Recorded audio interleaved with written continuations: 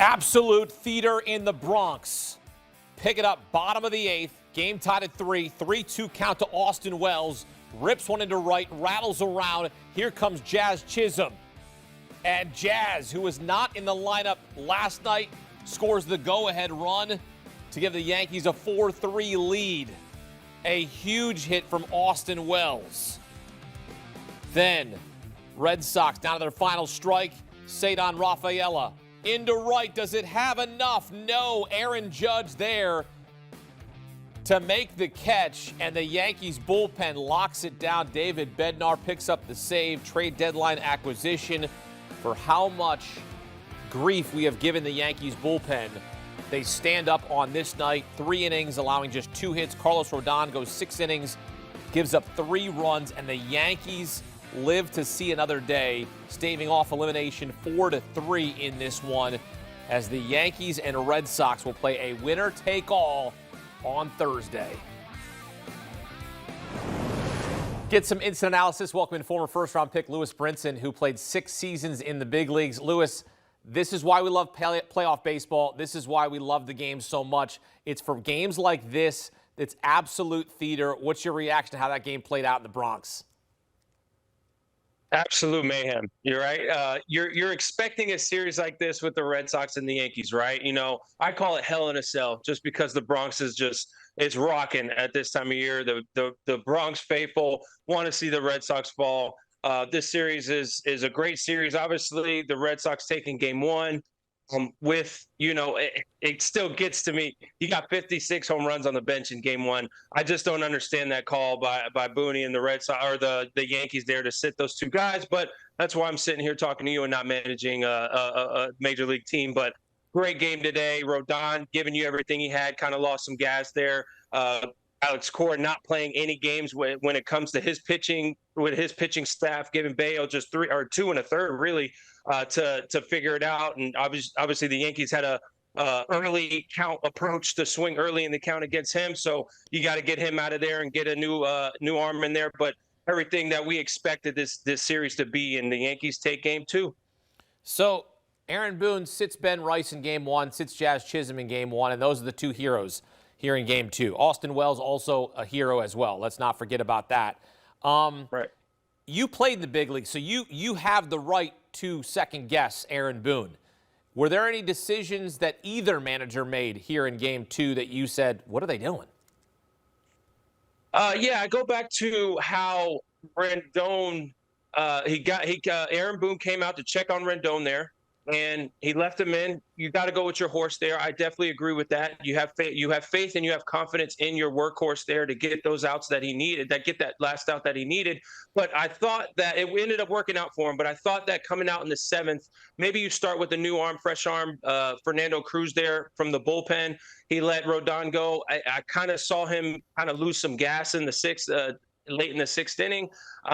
But you know, it ended up working out. Fernando Cruz gets that big out with that big scream heard across New York. But that was a little of a questionable call. And obviously yesterday, you know, just a questionable call again with leaving your 30-30 guy and Ben Rice, who's been an emerging star this year on the bench. You know, obviously didn't work out for them yesterday, and those guys end up, you know, being huge contributors today. So little question for me leaving Rodon and to start the 7th there. Yeah, you see how much of a difference that Jazz Chisholm made in this game, right? Like, there was the hard ground ball to second that Jazz saves a run. I know the throw was a bit awkward, and Ben Rice had to sort of get in front of it just to knock it down, but saves a run, bases loaded for Trevor Story, and then Fernando Cruz gets him to fly out. And then here, his speed, Lewis, which is something that you are very familiar with. You were a speed guy when you played, and you knew as soon as that ball was down, he was going to score because he is so fast getting around the bags.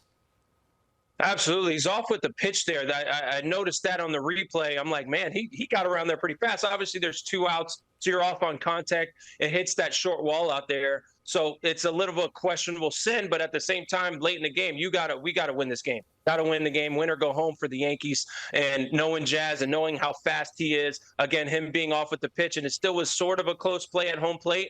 But, I mean, yeah, you got to send him there. It's one of the fastest guys on your team, makes a difference late in the game. gets a huge walk, huge 2-out walk there, shows maturity there, and gets around the bases as fast as Jazz knows how to.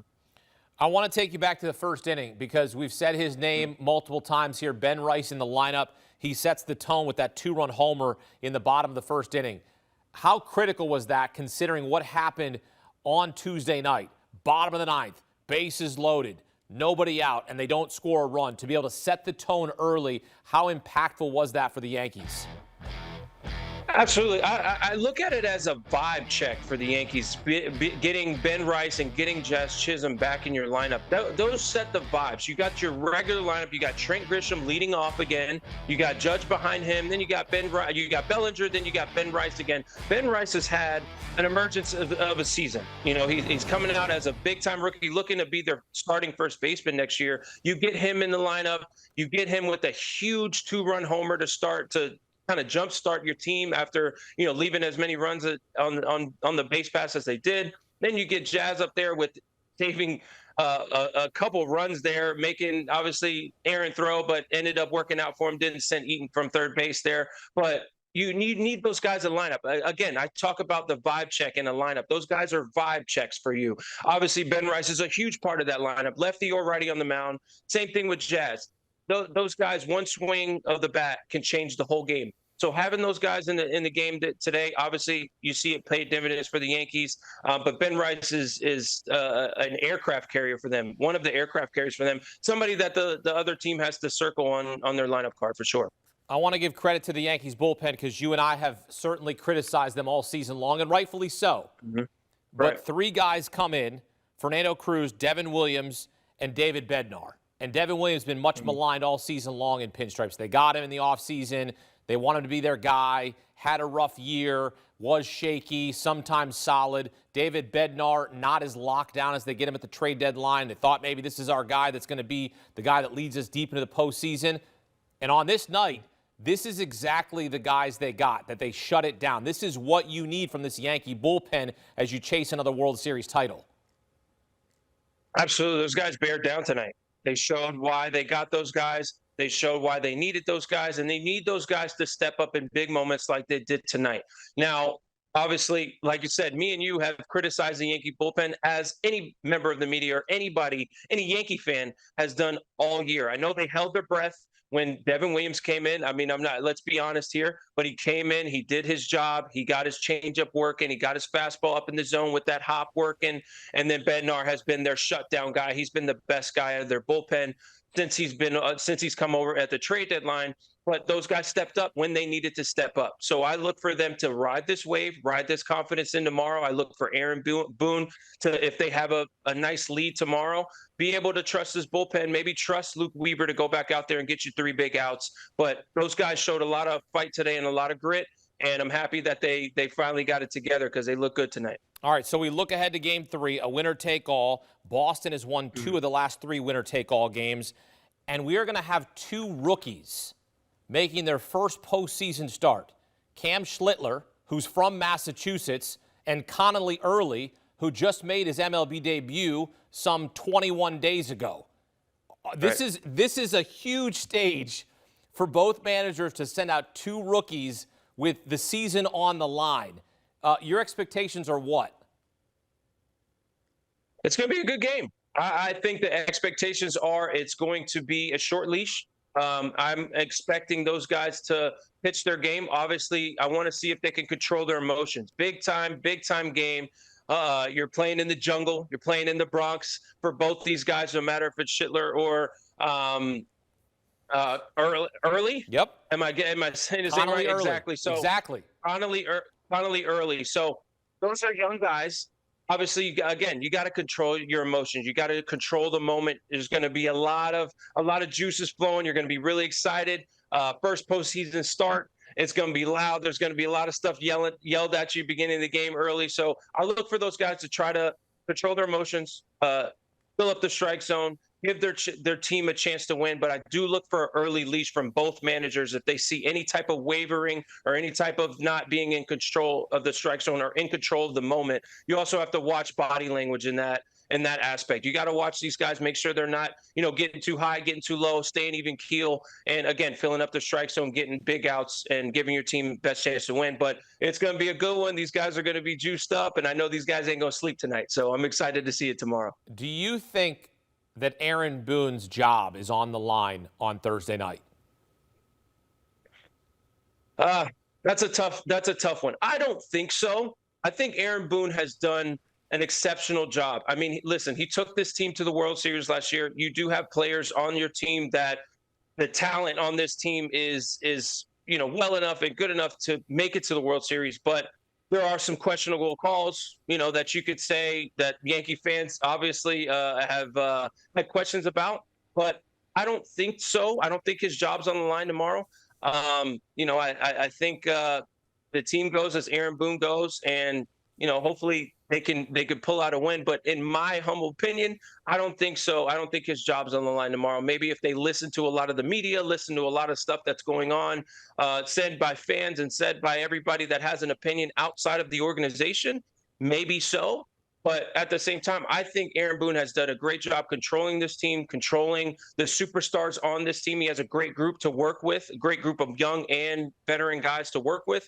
I think he's done an exceptional job, and I think he's done a great job leading this group of men. So I don't think it's on the line tomorrow. I'm going to throw you a 3-2 sweeper here. Which team would you rather be on Thursday night? Starting in center field, Lewis Brinson. Which team, which club, which uniform are you rocking to get me to the next round? I'd rather be on the Yankees just strictly because it's a jungle in the Bronx. Obviously, Boston they have a little bit momentum. Trevor Story is swinging a hot bat. Alex Bregman is swinging a hot bat. Their young guys are doing their job. Eaton has been a huge aspect for them yesterday, getting that big 2-out or that double, being able to take advantage of Aaron Judge's kind of wavering arm there, not at full strength. But I'd rather be the Yankees. I'd rather be at home. Everybody's going for me. Everybody's cheering for me. The Yankee fans are going to be on the Boston outfielders and everybody's butts tomorrow. They're going to be loud. They're going to be obnoxious. Every word in the book. The Yankee fans are going to play as the 10th man on the field tomorrow for the Boston Red Sox. So I'd rather be Trent Grisham in center field. I'd rather be playing for the Pinstripes tomorrow and get a win for the home fans and move on to the division series. Well, it's a winner take all Thursday night in the Bronx. Lewis Brinson here with us on CBS Sports HQ. He's rocking with the Yankees. To move on, here's a look at the odds to win the AL pennant. Mariners have the shortest odds at plus 200. They await the winner of Detroit and Cleveland. Blue Jays await the winner of the Yankees and Red Sox.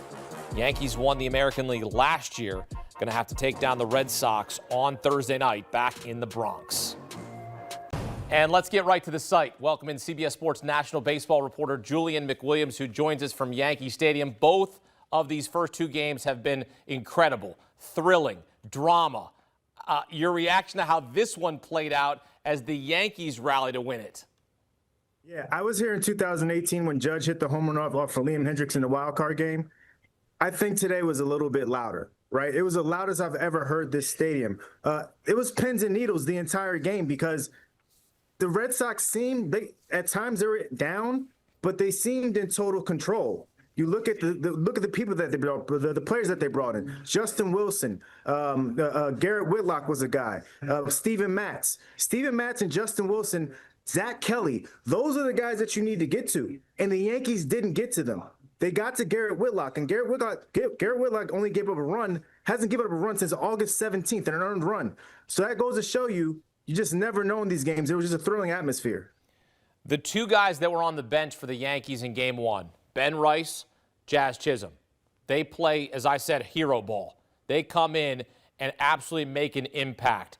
It's those moments right there, Julian, where you and I, and we're not managers in baseball, but we're like, this is why fans get so upset with managers, because they sometimes try to get too cute on matchups or whatever it might be. Just let your stars be your stars. Yeah, you say it right, Hakeem. Like, play your best players. And this is the time to play your best players. They got you here.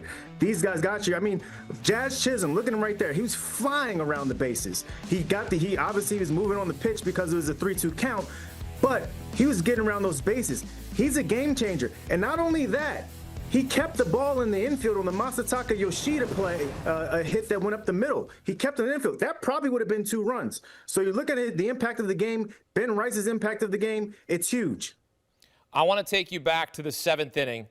Bases loaded for Trevor Story. He's already delivered 3 RBI in the game. They get the long fly out. What was that moment like in the stadium? Because Fernando Cruz reacted as if they won the World Series. What was your perspective? I think their season would have been over at that point. I think the fans were pondering that and that experience. I saw it go up, and at first I said, this has a chance to go. But then the wind seemed to just kind of catch it, and I was like, nah, it's not getting out of here. But the fans, they were on pins and needles. You could sort of hear this pin drop. The stadium was loud the entire night. It started off a little bit slow, but it got louder and louder, especially as the Yankee went up and the Yankees and Ben Rice hit that homer. But when Story hit that homer, or was about to hit the homer for the grand slam, you saw the fans. It just the breath went out of the air, right? Everything was just sucked out because I mean he had 3 RBIs from him. He's been playing well this entire series. Fernando Cruz, the first one out of the bullpen in relief of Carlos Rodon. Maybe Aaron Boone left Rodon in too long. Maybe have a clean inning. Whatever you want to say. What we can say is this Yankees bullpen steps up in a season that we have just criticized them because they have not performed under pressure. On this night, 3 innings, 2 hits. What can you say about the bullpen and the job they did against the Red Sox lineup? Excellent job. And you know, Devin Williams came in. I know he got the double play, and that was huge for this team. Also, Anthony Volpe.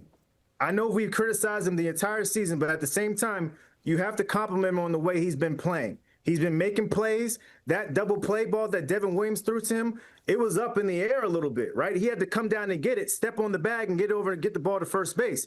He's been playing lights out baseball. I don't know if it's because he got the cortisone shot, he's been able to reset, but nonetheless, the bullpen, Anthony Volpe, I think that's what sort of carried this team tonight. Do you think, in your professional experience, and you know this rivalry well, you know what's at stake for both managers. There seems to be a lot more at stake for Aaron Boone. If they lose tomorrow, does Aaron Boone lose his job in the offseason? I don't think so. I really don't think so. You know, 2 years ago, I thought Aaron Boone was losing his job, and it didn't happen. A year ago, he reached the World Series, so obviously you have to get him. But then they signed him to the extension. Right? So you have to take that into account. I think he's in line with what the front office wants him to do. And managers today, with the exception of a few, right? With the exception of Alex Cora, AJ Hinch, they're going off of what the front offices tell them to do. And I think that is what's happening here at Yankee Stadium as well. So what we have in a winner-take-all Game 3 on Thursday, 2 rookie starting pitchers making their playoff debuts, Connolly Early and Cam Schlittler, who's from Massachusetts. It's the first starting pitcher matchup ever where rookies are making their playoff debut in a winner-take-all. The pressure is on these 2 young men. They know what's at stake, right? If you win, you move your team on to the division series against the Toronto Blue Jays. Give me a sense of what is going to be going through those minds of those 2 pitchers in a winner-take-all in the Bronx at Yankee Stadium. Well, after we went downstairs, we got Conley early, and you could hear him say, let's go. He's ready. And I think he is because he's pitched really well up until now. But obviously, the playoffs are a different beast. Cam Schlittler, he's a guy that has great stuff. Can he command it enough? Because the Red Sox are going to work the count. They're a gritty team, right? So Cam Schlittler, he's going to have to be in the zone and be able to get some swing and miss because they will foul stuff off. They will take their pitches and take their walks because they are a team that relies on speed because they do not slug that much. I expect it to be a really good game, but at the same token, Alex Cora, he went for the jugular tonight, taking out Brian Bayo at 28 pitches. He knew his pitcher didn't have his stuff. Earlier today, he said, I don't play for tomorrow. I play for today. He certainly played for today, and in some sense, it backfired, but it really backfired if they lose tomorrow. I'm absolutely stoked for this. I know you're going to be covering it for us on Thursday. And before I let you go, I want to give you a sense of just how important Jazz Chisholm is to this Yankee club, the way he plays. You saw him. And look, he's been knocked down, and people said he doesn't hustle, or people say he doesn't play the game the right way. You saw the plays that he made in this game. You saw the play at second. You saw him scoring and hustling. What's great is that he's honest with us, right? And at times he's a lot like us, because guess what he said after losing and not playing in last night's game? He said, I went and I played MLB The Show and mercy ruled someone. That's how I get my stress off. I mean, that right there, he's one of us. Like, he gets mad, he goes play some video games, he comes back out, plays the role of hero. Yeah, well, maybe he's getting his swing off of MLB The Show and getting his timing right. I don't know, anything to get your mind off it. Look, Jazz is one of the better players you can talk to in this league. He's a very good quote. He's very good for us. And if you're accessible, which he is, and a good quote, you're good on my end. MLB The Show. Who's going to be the winner in reality on Thursday night in the Bronx? Julian McWilliams here with us on CBS Sports HQ. Julian, thanks. Absolute theater. I mean, what can you say? Like, this is going to be incredible. Winner take all. Yankee fans are going to be pumped. Red Sox fans are pumped. This is it, a chance to move on to face the Toronto Blue Jays in the division series. As I mentioned, the Red Sox have won the last two winner-take-all games in this rivalry. Thursday, first pitch just after 6 p.m. Eastern at Yankee Stadium.